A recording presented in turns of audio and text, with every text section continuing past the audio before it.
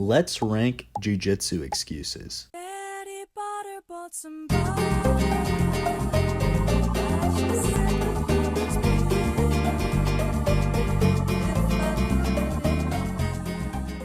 With Unrar's decision to privatize all his videos, there's now an opportunity for me to capitalize once again on the Jiu-Jitsu tier list market here on YouTube. So I'm seizing this opportunity to perform a classic short squeeze. In this video, I will be ranking all of the Jiu-Jitsu excuses you could possibly use when rolling with your half autistic training partners who somehow manage to tap you. Starting off, we got, I'm feeling a bit weak because I just ended my 16-hour fast. This excuse works well if you're under 200 pounds, also known as victim weight. However, be aware that others in your gym might perceive you as a submissive, herbivorous, vegetarian cuck if you use it, F tier. Next up, we have the classic phrase, that was a bit of a crank. This one works well if you want to gaslight your partner into thinking they executed a poor technique by implying that they're using their love on the spectrum strength. You can make them feel bad, B tier. Following that, we have my cardio is dead. This excuse works well if you get tired while rolling against an older training partner. In that case, just know they're definitely on TRT and make fun of them for having a body that can't produce enough testosterone. Those fucking non-natty cowards. A tier. Next up, we have my last round was a war. This excuse works well if you know you're going to lose in the upcoming roll. Even if your previous round was against a crippled 9-year-old child,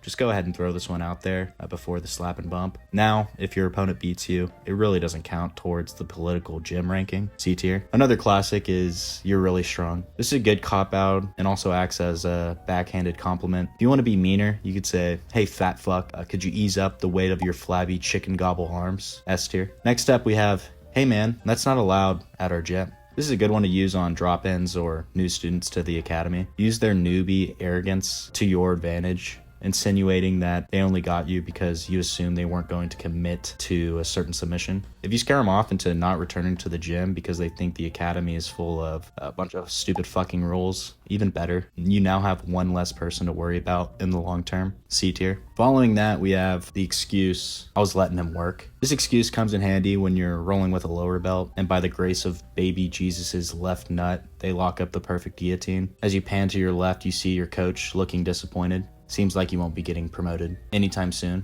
Fuck! B tier. Another classic is, did you wrestle before? This phrase comes in handy when you find yourself getting absolutely shit on by a white belt. It's not that you suck at jiu-jitsu, it's just that you can't handle the 40-year-old white belt who wrestled a year and a half in grade school. If anyone asks, just say he was a D1 All-American wrestler and leave it at that, A tier. Lastly, we have coaching through a tap. This excuse is the pinnacle of jiu-jitsu excuses because it can be used on anyone at any level. If you find yourself in a bad position, take the coaching high ground by talking your opponent through the remainder of the move. Essentially, this is a checkmate to your partner and accomplishes two important things. First, it implies that you were letting them work. Second, it suggests that you have more knowledge than your opponent in the sport of jiu-jitsu. S tier. Hope you enjoyed. If you want to watch more tier list videos, I'll be putting the playlist on the screen. See ya.